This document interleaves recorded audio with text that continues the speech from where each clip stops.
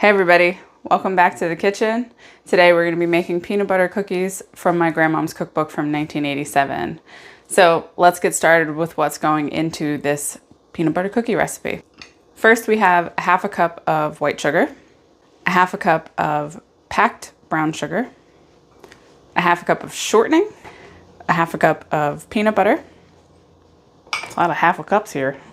It's all halves. Then we have 2 tablespoons of milk and a teaspoon of vanilla. I've already mixed those two together. Next is 1 egg, already cracked and dumped. Then we have 1 3/4 cup of flour. And lastly, it is 1 teaspoon of baking soda and a half teaspoon of salt. So the recipe says to heat the oven to 375. Ungreased cookie sheets. Oven is already heated. Next, the recipe says to combine the first 7 ingredients and mix well. Again, throw all first 7 ingredients in and blend well, which, and then start in the remaining ingredients and blend well. Wait a minute. What are the first 7? 1, 2, 3, 4, 5, 6, 7. For the first time ever, they want me to mix the wet ingredients first and then the flour and the baking soda and salt. Holy moly. That is mind-blowing, mind-boggling, mind-bending. No. Yeah. All right, cool. So finally we're on the same page here. So it wants me to mix in my wet ingredients first and then mix in the dry ingredients. That sounds great to me. Now we're going to take our big old bowl and get this flour out of the way and get this out of the way because they're not going in yet. Surprising me. Surprises all around every corner. I would like to point out that the cookbook also says that everybody's favorite for these peanut butter cookies, they keep well if you can manage to save a few.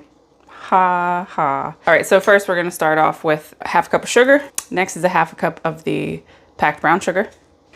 Then a half a cup of the shortening. Ooh.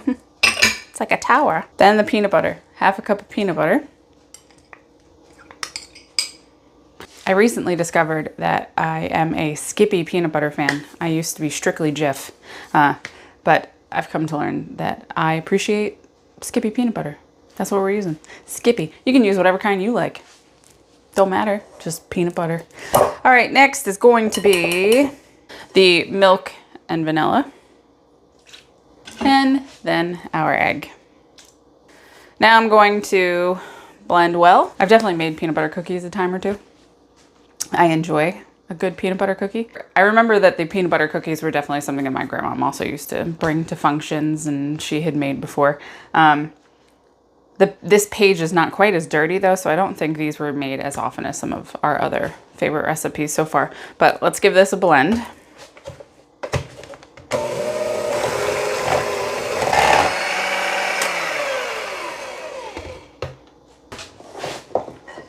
Scrape down the sides so everything can get well incorporated. Okay, I'm gonna mix it just a little bit more because it seems like the shortening sometimes, it doesn't cream as easily as butter. It like breaks up more. This one doesn't even call for butter. It was shortening or margarine. So I went with shortening because I've got plenty of it.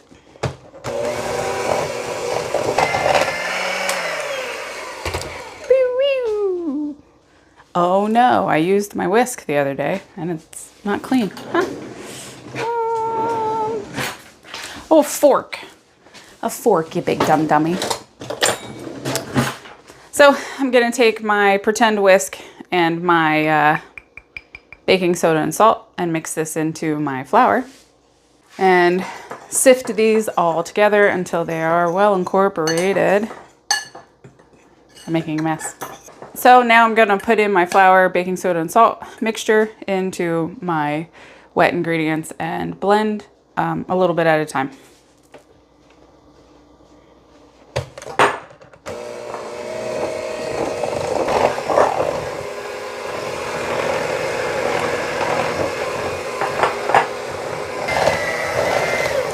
Too fast, too fast, too furious. R.I.P. Paul Walker. Oh, oh, oh, oh. Getting crazy now.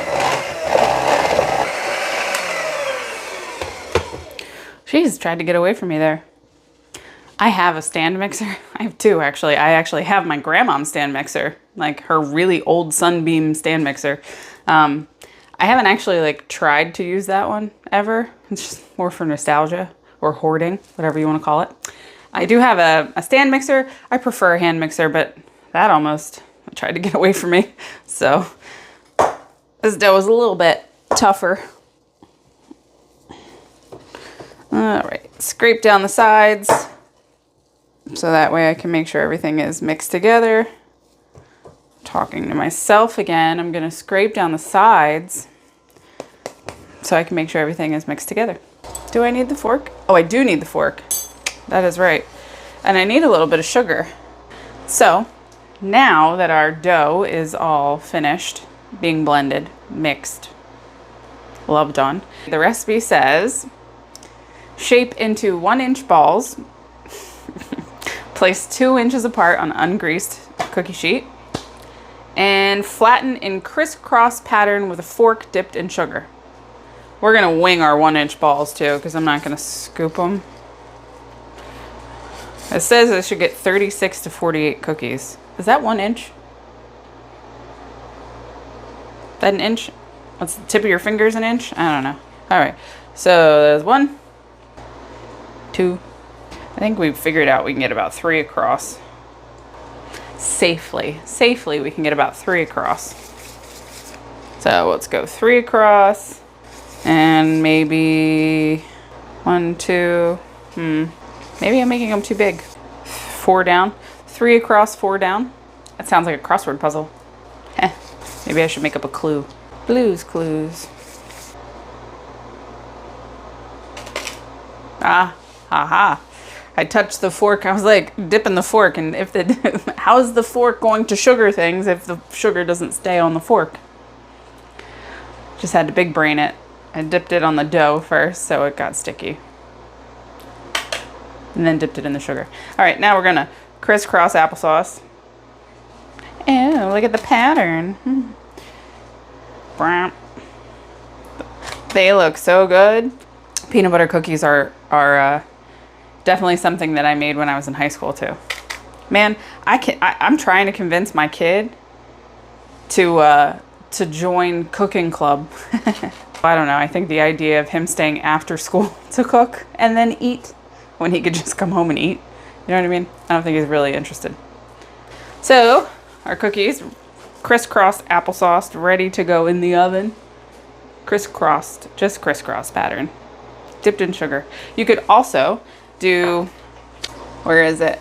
So the variation for this are peanut butter blossoms, which you just roll the ball and then you roll the ball in the sugar and then you don't flatten it. So you just, it, you know, bakes out like a normal cookie would flatten out. So you can do that as well.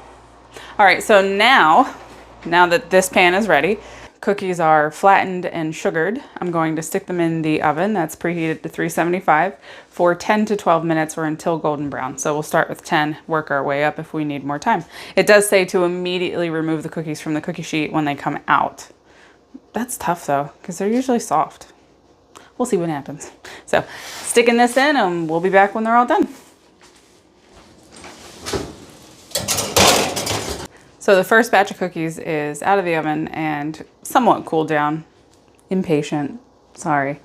This is what they look like without them falling down. They're looking good. They smell really good. I'm very excited to try them. I love peanut butter cookies. One thing I did forget, honestly, I didn't read all the way through, and when I was explaining about the variation for the peanut butter blossoms, I didn't read all the way down, and it says to roll them in balls, roll the balls in the sugar, and then bake them 10 to 12 minutes, and then when they come out, immediately put a Hershey Kiss in the center of them. I've seen those cookies before, and it didn't even register, and I didn't go all the way down because I didn't think I was going to be doing it, and if I had read that, I would have done it. I would have bought Hershey Kisses to do that, and I didn't because I didn't read all the way through. A good lesson read the recipe all the way through. Oopsie poopsie. Let's give the peanut butter cookies a try. So they are, let's see, they've got a softer crack. They're like an in-between soft and crunchy. Edges are crunchy, the inside still feels a little bit soft. So let's give them a try. They're delicious. There's something about the cookies that are in this cookbook. They just have that like perfect, I don't know. I am obsessed with the cookies out of this cookbook. Maybe it's the shortening. Whoa, geez. Maybe it's the shortening. I'm not sure. But like these cookies, I can already tell with a glass of milk. Perfect. Gonna be amazing. Because the outside has that like crunch, the nice crunch on it.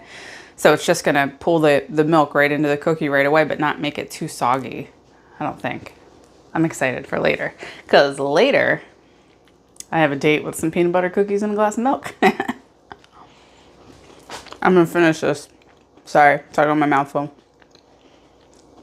Man, this is a good cookie.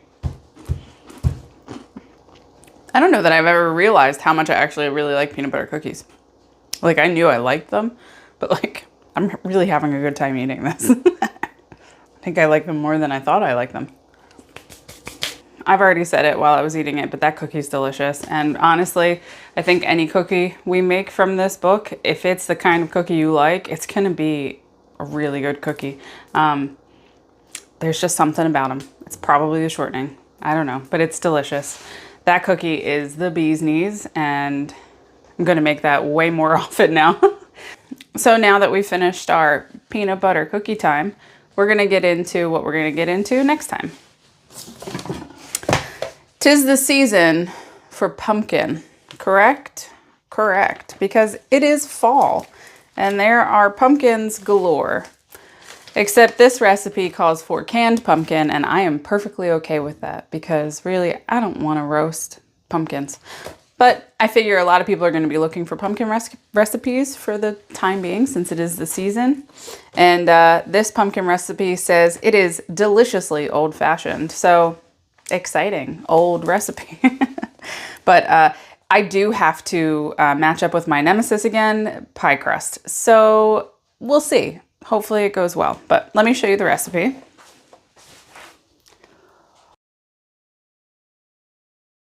That's what we're going to get into next time. Pumpkin pie. I mean, everybody's going to be looking for it. My husband loves pumpkin pie. Like, really, really loves pumpkin pie.